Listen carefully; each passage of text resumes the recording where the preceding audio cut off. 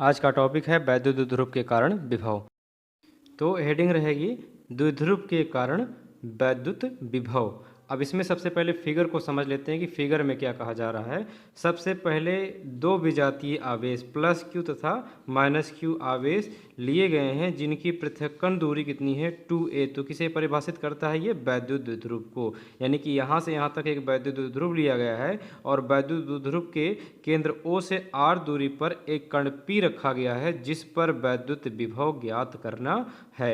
अब यहाँ plus Q आवेश से P की दूरी R1 है और माइनस Q आवेश से P की दूरी R2 है और इस दूरी में प्रयोग किया जाएगा यहाँ केंद्र से यहाँ की दूरी a का और यहाँ केंद्र से दूरी यहाँ a का, यानी 2a है तो केंद्र से यहाँ तक की दूरी a हो जाएगी, यहाँ से यहाँ की दूरी a हो जाएगी, तो a कुल दूरी कितनी हो जाएगी 2a हो जाएगी।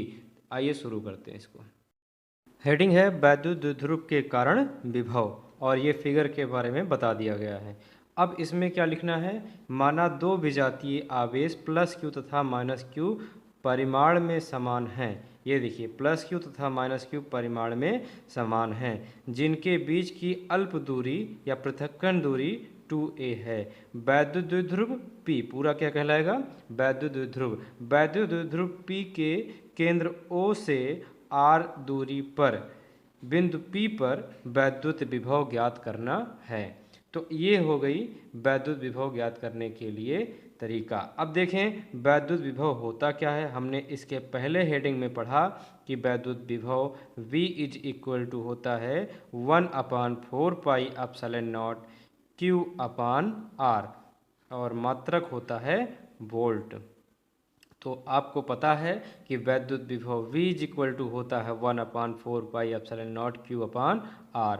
अब इसके बाद इसकी दो स्थितियां बनेंगी, एक तो प्लस Q आवेश के कारण बिंदु P पर विभव निकलेगा, दूसरा माइनस Q आवेश के कारण बिंदु P पर विभव निकलेगा। देखिए प्लस Q आवेश से R1 दूरी पर कण P है, माइनस Q आवेश से R2 दूरी पर कण P है। तो पहले प्लस Q आवेश के कारण निकालेंगे, उसके बाद माइनस Q आवेश के कारण विभव निकालेंगे। तो विभव हो क्या जाएगा, विभव हो जाएगा V1 इज इक्वल टू, अगर प्लस Q की बात करें तो ये हो जाएगा V1 is equal to 1/4 pi epsilon not और उसके बाद यहाँ पर आवेश Q है या प्लस Q है तो Q अपान R, R के स्थान पर रहेगा R1। इसी प्रकार से अगर हम माइनस Q की बात करें तो माइनस Q आवेश के लिए V2 इज इक्वल टू हो जाएगा 1/4 पाई एप्सिलॉन नॉट और माइनस Q अपान R और R के स्थान पर रहेगा R2। अब यहाँ पर हम निकालेंगे परिणामी विभव जिसे कहते हैं कि अध्यारोपण का सिद्धांत। तो अध्यारोपण के सिद्धांत से यहाँ पर होगा V is equal to V1 plus V2, यानी सबसे पहले हम V1 को क्लियर करें और V2 को क्लियर करें। तो V1 का मान निकाल करके V1 प्लस V2, ये है आप लोगों की समस्या। समस्या का मतलब है कि सबसे पहले हमको पता होना चाहिए विभव क्या होता है। अगर R1 के लिए निकालें तो कितना निकलेगा और R2 के लिए निकालें तो कितना निकलेगा। कुल मिला के हमें निकालना है V is equal to V1 plus V2 और जो कुछ भी आएगा वो व्यंजक होगा वैद्युत द्विध्रुव के कारण विभव का। यहाँ पर सबसे पहले ध्रुवीय निर्देशांक की बात करते हैं, क्योंकि जैसे कि देखा जा रहा है कि प्लस Q आवेश से R1 दूरी पर कण P है।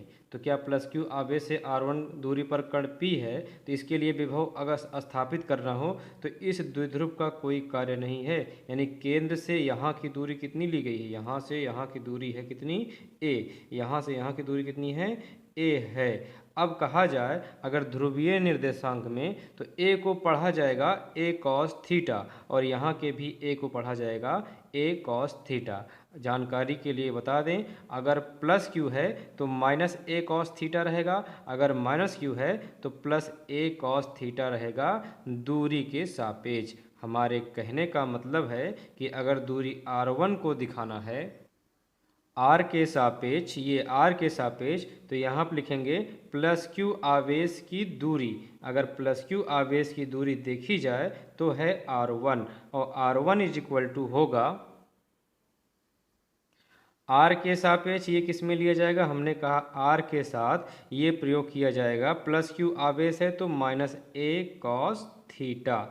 इसी प्रकार से अगर हम R2 की बात करें माइनस क्यू आवेश की दूरी, तो R2 के लिए हो जाएगा यह, पहले लिखा जाएगा R, इसके बाद हमने कहा अगर माइनस है तो प्लस ए कॉस थीटा। इस तरीके से इसका प्रयोग किया जाएगा।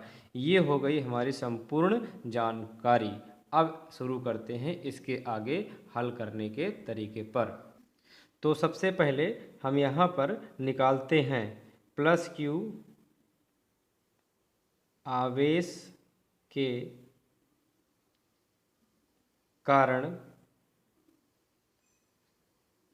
प्लस क्यू आवेश के कारण नहीं, प्लस क्यू आवेश से बिंदु P की दूरी। सबसे पहले दूरी निकालें कितनी निकलती है, तो दूरी निकल जाएगी R1 is equal to are के सापेक्ष प्लस क्यू आवेश के लिए माइनस ए कॉस थीटा। तो यहाँ लिखेंगे आर माइनस ए कॉस थीटा।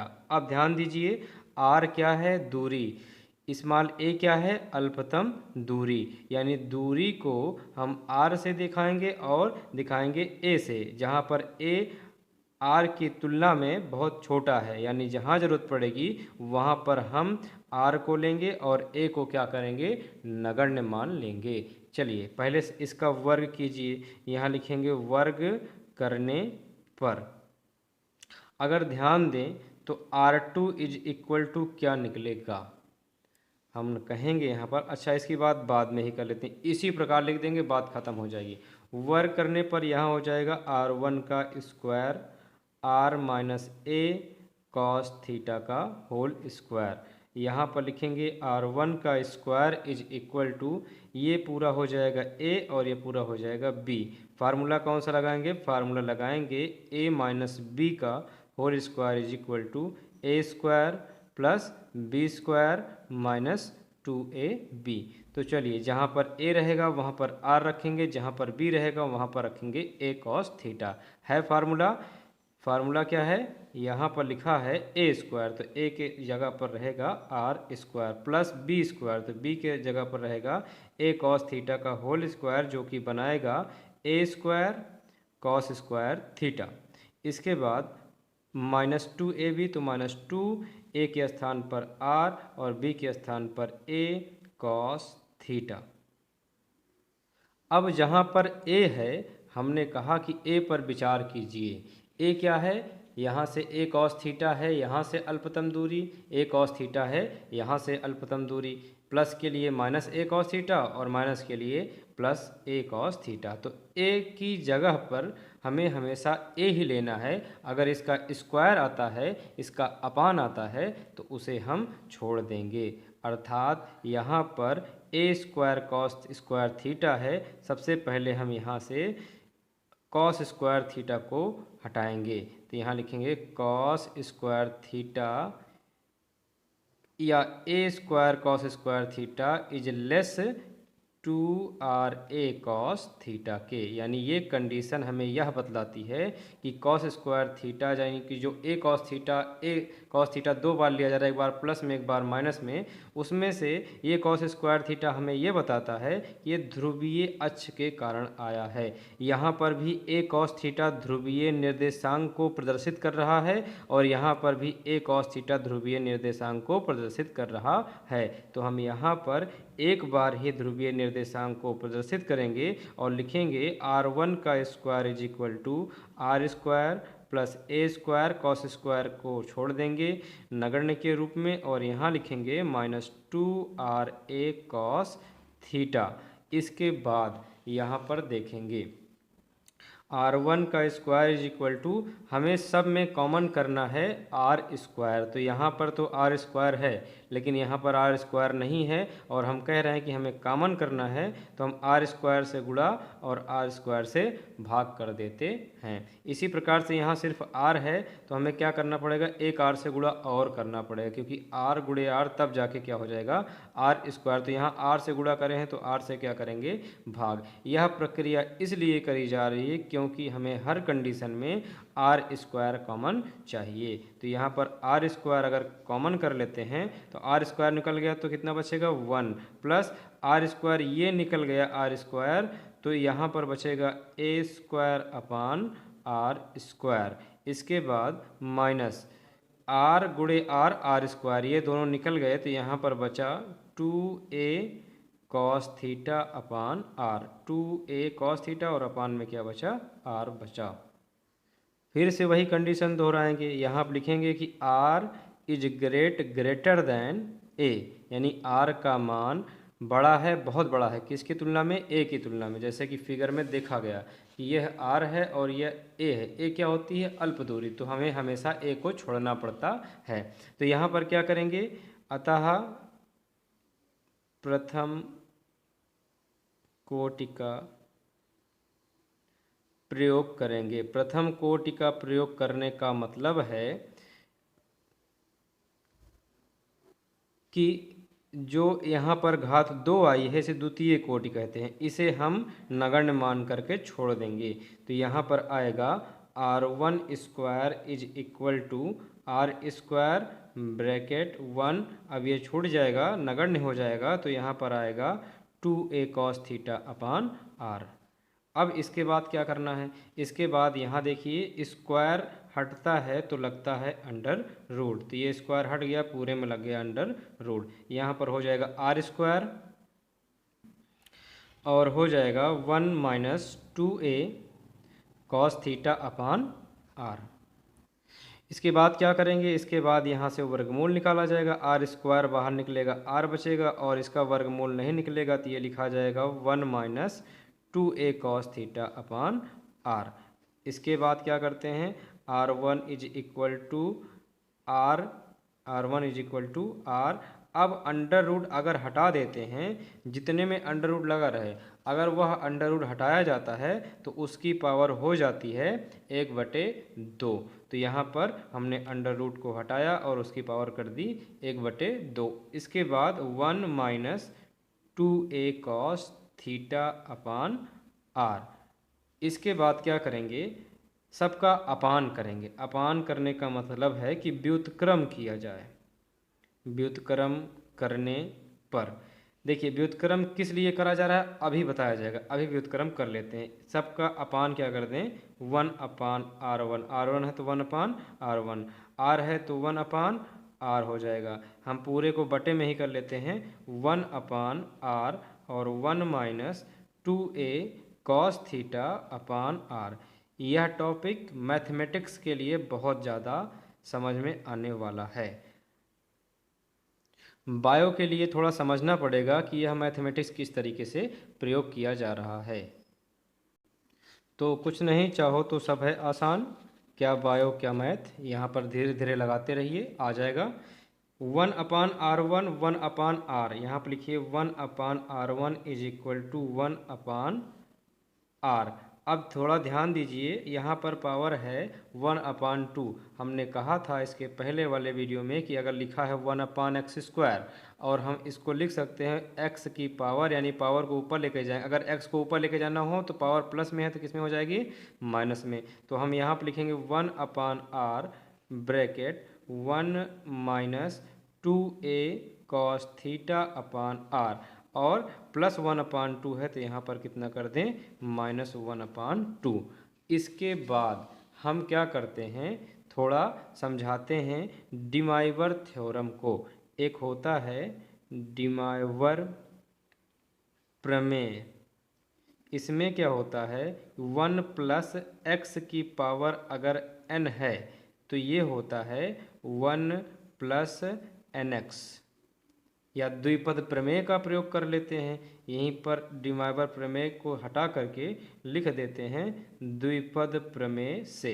द्विपद प्रमेय क्या कहती है कि अगर 1 प्लस एक्स की पावर n है तो हम क्या करते हैं 1 प्लस nx कर लेते हैं। और भी आगे पद होते हैं लेकिन फिजिक्स के लिए इतना कंप्लीट है, इतने में हो जाएगा। 1 प्लस एक्स की पावर n है तो क्या हो जाएगा 1 प्लस nx। क्या किया गया है, 1 प्लस एक्स लिखा था, जो पावर थी उसे एक्स के साथ मल्टीप्लाई कर दिया गया है। तो देखा जाए तो 1 माइनस ये पूरा क्या है, एक्स है, पूरा क्या है, एक्स है।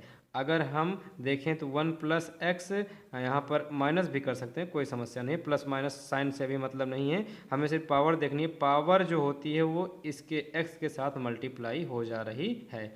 लगाते हैं, 1/r1 is equal to 1/r। इसके बाद 1 माइनस जो पावर है वो मल्टीप्लाई हो जाएगी, तो पावर कितनी है, -1/2, तो यहीं कर देंगे -1/2। उसके बाद लिख लेंगे 2a cos theta upon r। 2 से 2 कैंसिल आउट हो जाएगा, 1/r1 is equal to 1/r। 1 minus minus हो जाएगा प्लस, 1 से मल्टीप्लाई कराएं तो वही आना है a cos theta upon r। अब यहाँ से ध्यान दीजिए, इतना तक पहुँचने के बाद हमने अभी तक सिर्फ और सिर्फ एक ही चीज़ का प्रयोग किया कि प्लस क्यू आवेश से बिंदु P की दूरी निकाली है। अब हम निकालेंगे माइनस क्यू आवेश से बिंदु P की दूरी। इसी प्रकार लिख देते हैं, बस काम चल जाएगा।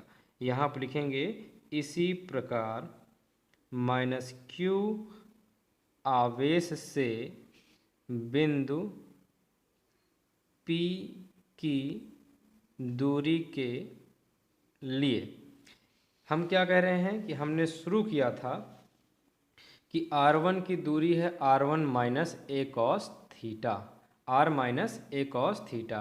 हमने सिर्फ फ़र्क इतना बताया कि प्लस क्यू आवेश के लिए माइनस a cos थीटा हो जाता है और माइनस क्यू आवेश के लिए प्लस a cos थीटा हो जाता है।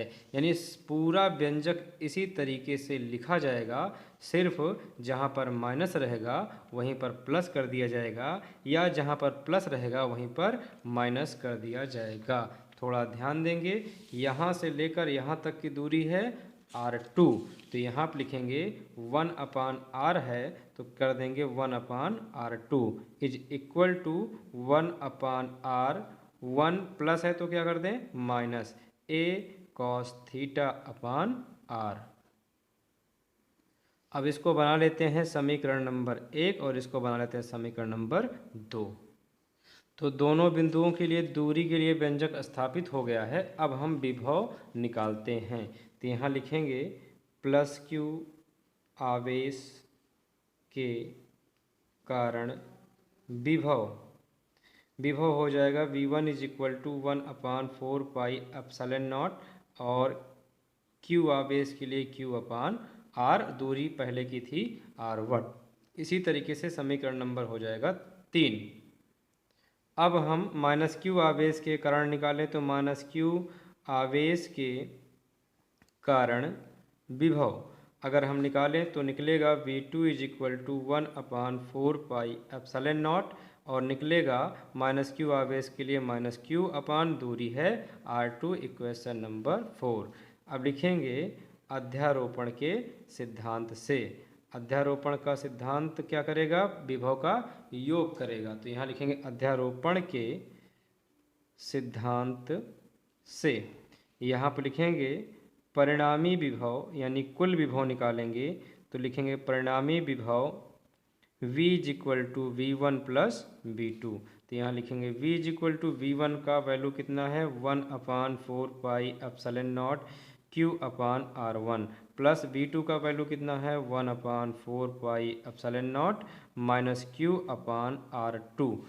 v is equal to common क्या है, सबसे पहले देखा जाए तो 1/4 पाई एप्सिलॉन नॉट, और कॉमन क्या है, दोनों में है q, तो इनटू कॉमन कर लेते हैं q। अब यहाँ से 1/4 पाई एप्सिलॉन निकल गया, यहाँ से q निकल गया, तो अपान r1 बचा हुआ है, और अपान r1 को लिखा जाएगा 1/r1, प्लस माइनस हो जाएगा माइनस, q निकल गया है तो अपान r2, यानी कि बचा है 1/r2।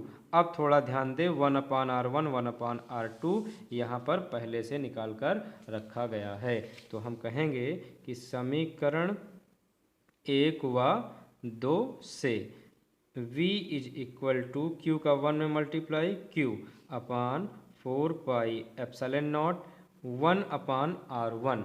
1/r1 देखा जाए तो कितना है 1/r 1 plus a cos theta upon r. 1/r1 के स्थान पर लिखेंगे 1/r 1 plus a cos theta upon r. ये तो हो गया 1/r1। फिर क्या है -1/r2। तो -1/r2 1/r2 है 1/r1 माइनस ए कॉस थीटा अपान आर। तो यहाँ पर सबसे पहले लगाएंगे ब्रैकेट 1/r और लिखेंगे 1 minus A cos theta upon are. इसके बाद ब्रैकेट लगाएंगे, कर्ली ब्रैकेट क्लोज करेंगे और बड़े ब्रैकेट को क्लोज करेंगे। अब क्या करते हैं 1/r का अंदर कर देते हैं मल्टीप्लाई।